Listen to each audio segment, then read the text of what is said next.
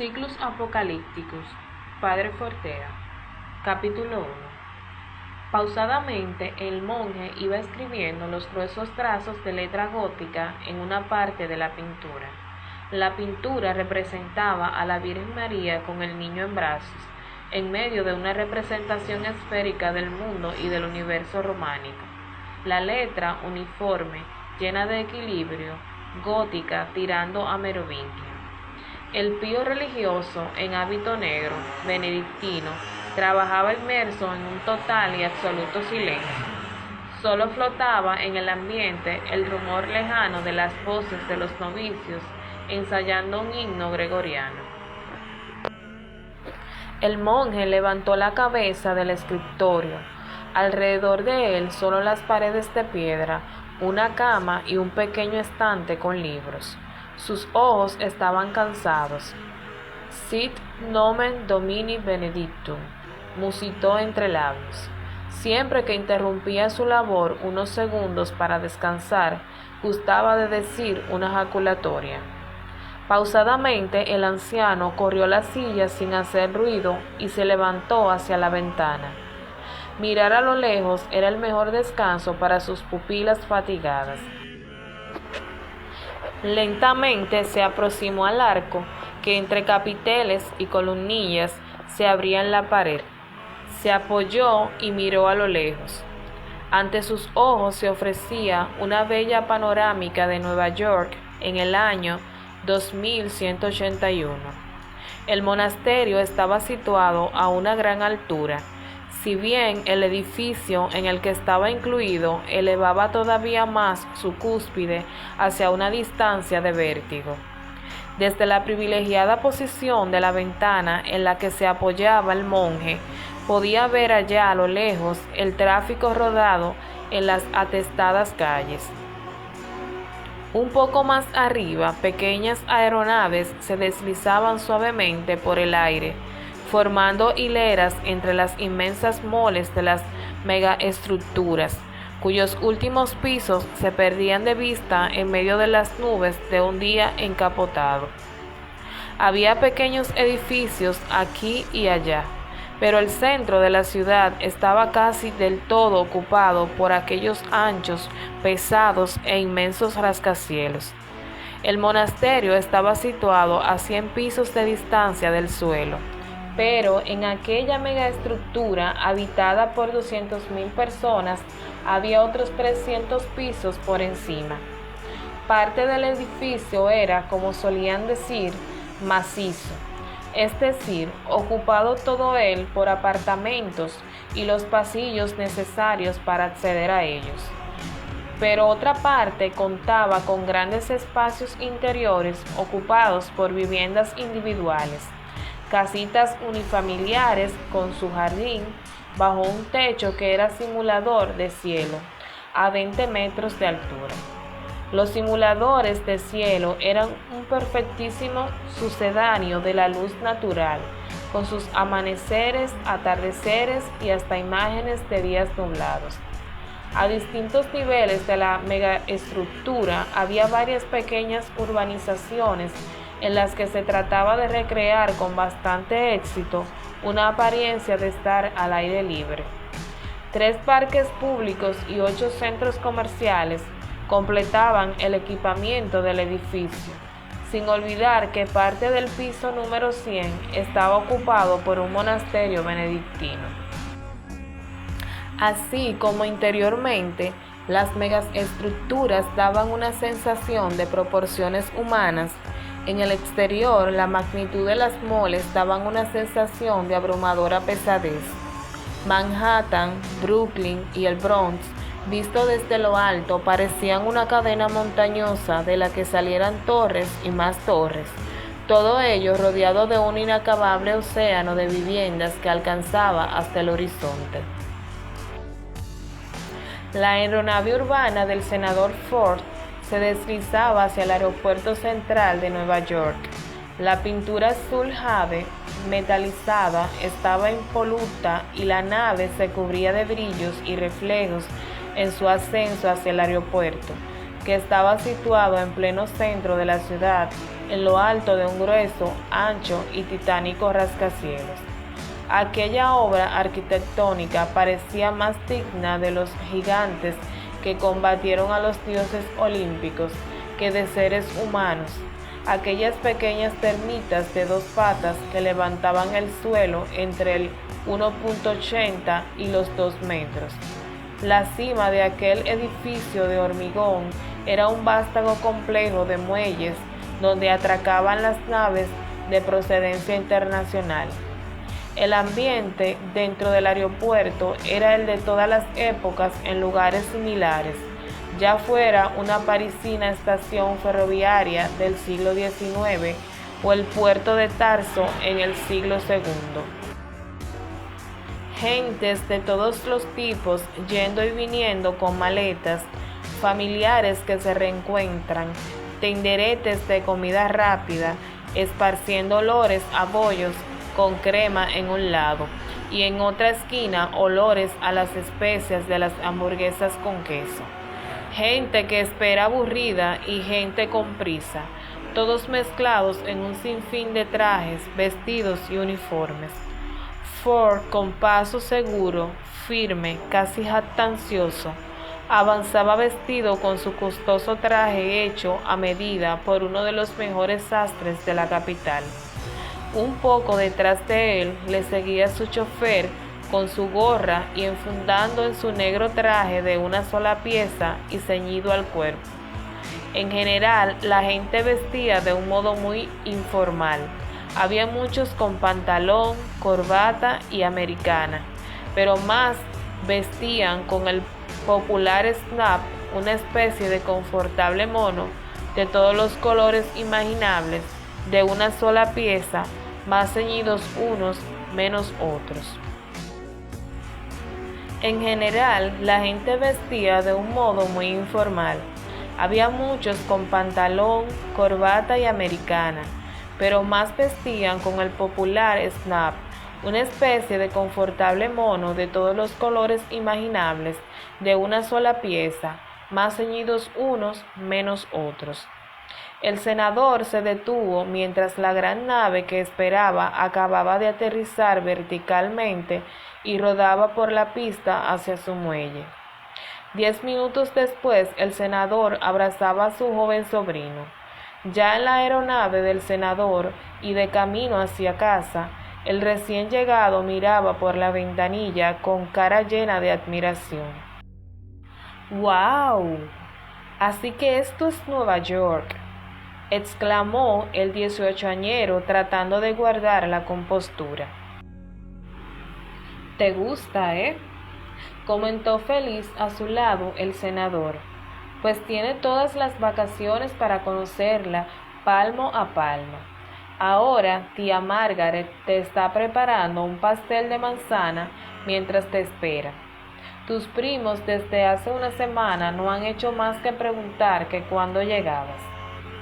La cara del joven no cesaba de mirar extasiado hacia afuera. Había comenzado a anochecer y los millones de ventanas iluminadas que resaltaban en la penumbra, unido a todas las luces de las aeronaves deslizándose armónicamente por el aire, formaba un espectáculo siempre embelezador incluso para los mismos habitantes de la megápolis. Distintos haces de luz ornamental surcaban el aire hacia lo alto, perdiéndose en lo más elevado de la lúgubre bóveda celeste, mientras que para acabar de embellecer el cuadro, gruesos copos de nieve empezaban a caer sobre el tráfico terrestre y aéreo, que se movía entre las moles de hormigón, acero y vidrio. El muchacho no hacía más que preguntas y comentarios admirativos. Tío, he leído mucha historia, pero ¿cómo está el mundo ahora? El senador lo miró con una sonrisa compasiva. Su sobrino había estado hasta hacía 2 semanas en una comunidad amish. Su hermana, ya difunta, decidió llevárselo consigo cuando tenía 10 años a una pequeña comunidad agrícola en Canadá. La educación que había recibido el chico era bastante buena, pero casi nula sobre el mundo actual que les rodeaba. Ahora el sobrino volvía por propia decisión a su propia familia tras la muerte de su madre. Bueno, respondió el senador, como tomando fuerzas para una digna respuesta a una magna pregunta como esa. Podríamos dividir el mundo por un lado en los países de la Confederación, por otro lado está el imperio y por otro los países independientes. Los países de la Confederación son independientes también, pero forman una gran unidad política y económica. Tienen una alianza defensiva y una sola moneda. Son países democráticos. La Confederación la forman 30 naciones. Se extiende por casi toda América, además de unos cuantos países aquí y allá desperdigados por otros continentes. Pero los integrantes son muy desemejantes. Solo nuestro país, los Estados Unidos, ya tiene el 25% de la población confederada y cuenta con el 70% del peso económico de la confederación entera. El imperio se extiende por más de la mitad de Europa, parte de África y Asia.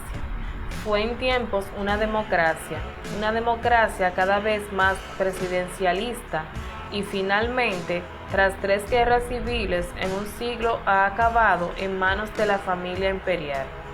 De todas maneras, aunque ya no sea una democracia, todavía en los impresos oficiales ponen arriba del todo que son una república. De hecho, el nombre oficial del imperio es The Senate and the People of Europe. Muy a menudo se resume con el acrónimo SPOE. El idioma oficial del imperio es el inglés, aunque la familia imperial habla en alemán. Cada provincia del imperio es administrada por un gobernador directamente designado por el emperador. Nosotros aquí en Estados Unidos decimos imperio y emperador coloquialmente, pero los europeos prefieren usar las palabras república y cónsul máximo. En cualquier caso, dejando la cuestión de los nombres, los súbditos del imperio consideran que la tarea de gobernar es una tarea tecnocrática y solo piden eficiencia. La República Europea se ha convertido en una especie de empresa dirigida por un consejo de dirección. Mientras las cosas funcionen bien, su ciudadanía está dispuesta a no reclamar la vuelta a un parlamentarismo que la verdad es que se demostró muy ineficiente para resolver los problemas del pasado siglo. En la vieja Europa, elecciones populares solo hay para elegir ediles y alcaldes, y eso en las ciudades que no han perdido ese privilegio. La unidad del imperio es total, en la legislación y en todo. Estados Unidos es constitucionalmente una federación de estados, mientras que la República Europea es un monolítico estado napoleónico. Siempre existe una cierta rivalidad en decir quién es más poderosa, si los Estados Unidos o la República Europea. Lo cierto es que hoy por hoy la Confederación mantiene una cierta ventaja en bastantes aspectos. Claro que es mi opinión, ellos tienen la suya. Finalmente, hay medio centenar de países esparcidos por todas partes que son plenamente independientes y que no pertenecen a ningún bloque. Se me olvidaba, hay también 7 colonias espaciales, 5 en rotación orbital alrededor de la Tierra y 2 en la Luna. Juntas suman 5 millones de habitantes. No es nada en comparación a los 20.000 millones de habitantes de la Tierra. Hay también numerosas colonias marinas, ciudades construidas sobre el mar, apoyadas sobre grandes pilares en mares poco profundos. Aunque muchas están en aguas internacionales, la mayor parte pertenecen o a la Confederación o al Imperio. Solo una cuarta parte son totalmente independientes. 5 de estas, a costa de no pagar ningún impuesto a nación ninguna, han crecido hasta llegar a ser urbes de bastantes millones de habitantes. El joven la había escuchado con suma atención. No todas las palabras las había entendido, pero no había querido interrumpirle. Tenía tiempo por delante para aprender. Sin embargo, la palabra imperio le resultaba chocante. Yo pensaba que los imperios eran cosas del pasado, comentó al final. Oh, no te enredes en las palabras. Oficialmente no hay ningún imperio. Incluso por una de esas ironías de la historia, el imperio es ya, te lo he dicho, oficialmente una república.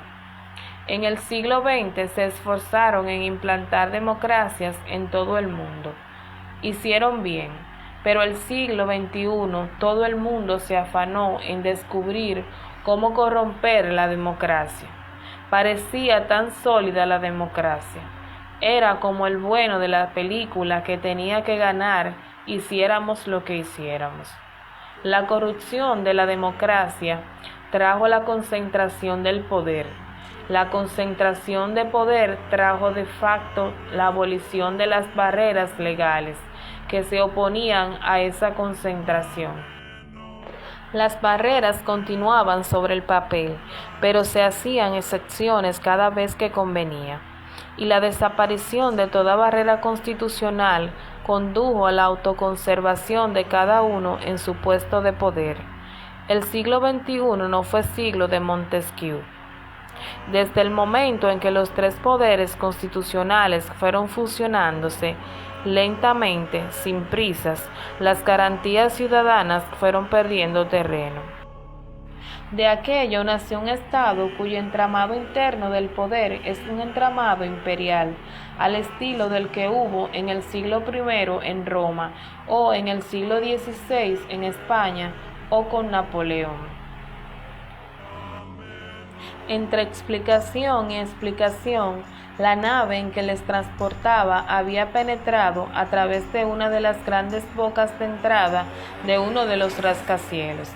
La nave transitó deslizándose suave y lentamente por los grandes pasillos internos del edificio.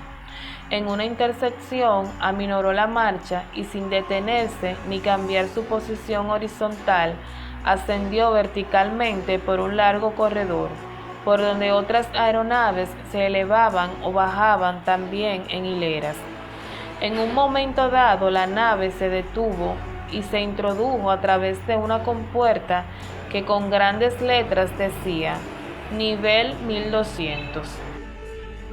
Tras pasar la compuerta vio que dentro el techo estaba a 50 metros por encima de sus cabezas y que sobre el suelo de césped artificial había una urbanización de mansiones señoriales. El joven Alvin, el recién llegado a Mish, se quedó con la boca abierta. ¿No piensas que todo el mundo vive en barrios como este?, comentó con contenida satisfacción el senador. Este es uno de los sectores más exclusivos de la ciudad. La aeronave comenzó a aterrizar junto al blanco caserón de Ford, una réplica de la típica mansión decimonónica sureña de los campos de algodón antes de la Guerra de Sucesión. Vista desde arriba, la intensa blancura de la mansión contrastaba magníficamente con la suavidad de los tonos verdes de los terrenos que la circundaban.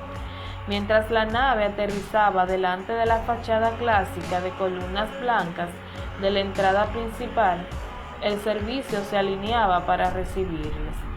Cuando Ford y sus sobrinos salían de la puerta de la nave, la esposa y los hijos aparecieron, apresurando el paso para recibirlos, expectantes de ver al familiar nunca visto, pero tan comentado desde hacía años.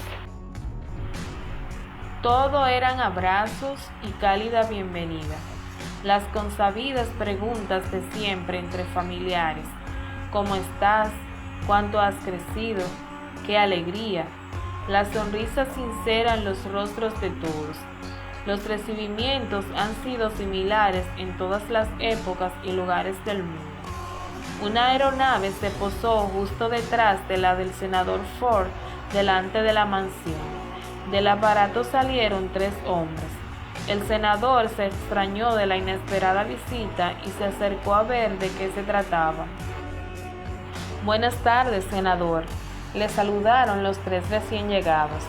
Hombre, buenas tardes, Jenkins. No os esperaba. Senador, nos envía el senador Benedict Greenwich. Nos ha dicho que viniéramos a buscarle porque tiene que verle urgentemente ahora mismo. ¿Os ha enviado solo para eso? ¿Por qué no me ha llamado por teléfono? Senador, no sabemos de qué se trata, pero es algo que ha considerado que no se podía enviar por el sistema multifrecuencia. En fin, decidle que me dirigiré a su casa en menos de 2 horas. Senador, se trata de algo muy importante. La mirada de Jenkins fue tal que Ford no tuvo ya duda alguna de que su cena podía esperar. Desde hacía años conocía a Jenkins, el secretario de su viejo amigo, el senador Benedict. Algo verdaderamente importante tenía que ser para enviarle personalmente. Ford retrocedió, se excusó breve y amablemente ante su esposa, hijos y sobrino, y se introdujo en el aparato con los 3 hombres enviados. 20 minutos después, Ford subía las escaleras alfombradas del interior de la mansión de Benedict. Su amigo le salió al encuentro al final de la escalinata. Ford, cuánto me alegro de que ya estés aquí. Le saludó Benedict, que siempre se dirigía a su amigo por el apellido.